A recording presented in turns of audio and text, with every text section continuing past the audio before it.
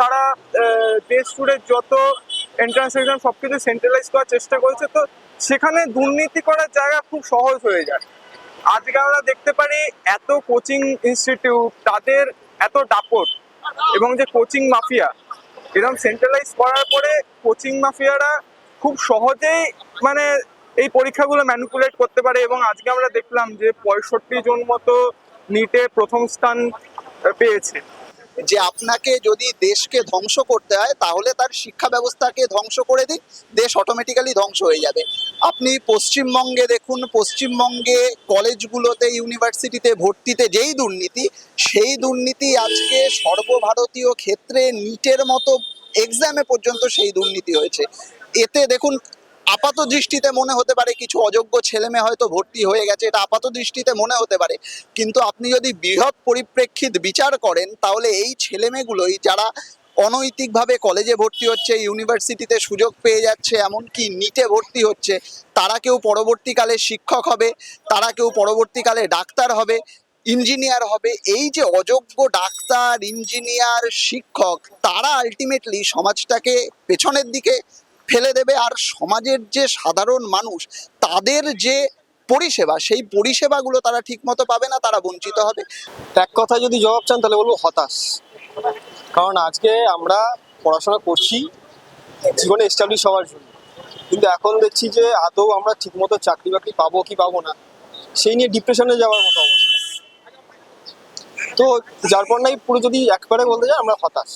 আমার একটা রিকোয়েস্ট হবে সব ছাত্রদের প্রতি, যে মানে এর বিরুদ্ধে রাস্তায় নামা উচিত। এবং সরকারি মানে কেন্দ্রীয় সরকার এবং রাজ্যে যা হয়েছে তার জন্য রাজ্য সরকার, এরা দুজনই দায়ী। দেখুন, পড়াশোনাই তো সমাজ গড়বার একটা টুল, তাই না? Education is a tool two reform this society. তাই জন্য মানে যেখানে আমরা দেখছি সিস্টেমটাই এইভাবে ম্যানিপুলেট করা হচ্ছে, লোকেরা সেটা ম্যানিপুলেট করে টাকা উপার্জন করছে, তো সেখানে ছাত্রদের মানে বসে থাকলে চলবে না, ছাত্রদের রাস্তায় নামতে হবে, লেখালেখি করতে হবে।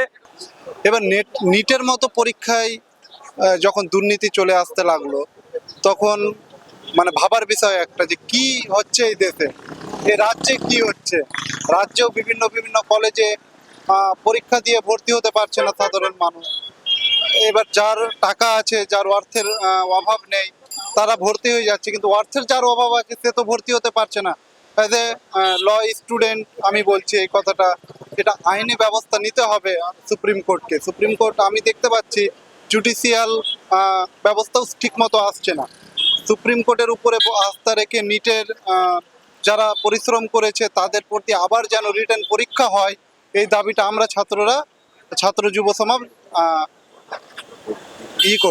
দাবি করছি আর কি। আপনি দেখতেই পাচ্ছেন কি অবস্থা হয়েছে, গলিতে গলিতে ইঞ্জিনিয়ারিং কলেজ খুলে দেওয়ার জন্য ইঞ্জিনিয়ারিং লাইনটাও নষ্ট করে দেওয়া হয়েছে। সো শুধু পশ্চিমবঙ্গের নয়, গোটা অল ওভার ইন্ডিয়ার ক্ষেত্রেই এখন আমাদের ভবিষ্যৎটা একটা অনিশ্চয়তার প্রশ্ন।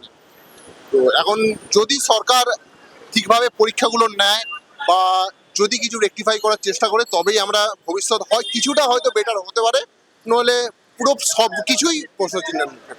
এটার জন্য অ্যাবসলিউটলি সরকারের মনিটরিংটা দরকার। সেটা আপনি কেন্দ্র সরকার বলুন, সেটা আপনি রাজ্য সরকার বলুন, সরকারি মনিটরিং ছাড়া এ জিনিস ঠিক করা সম্ভব নয়। এই দুর্নীতি হতে থাকবে, কিন্তু তারপরেও দুর্নীতির পরে যে অবজারভেশনটা, দুর্নীতির পরে যে মনিটরিংটা, সেই মনিটরিংটা আমরা এই দেখুন না, আজকেই যেমন নিট পরীক্ষায় যে সুপ্রিম কোর্ট মনিটরিং আমরা দাবি করছি, কেন দাবি করছি, যে সরকারের ওপরেও একটা মনিটর বসানো দরকার।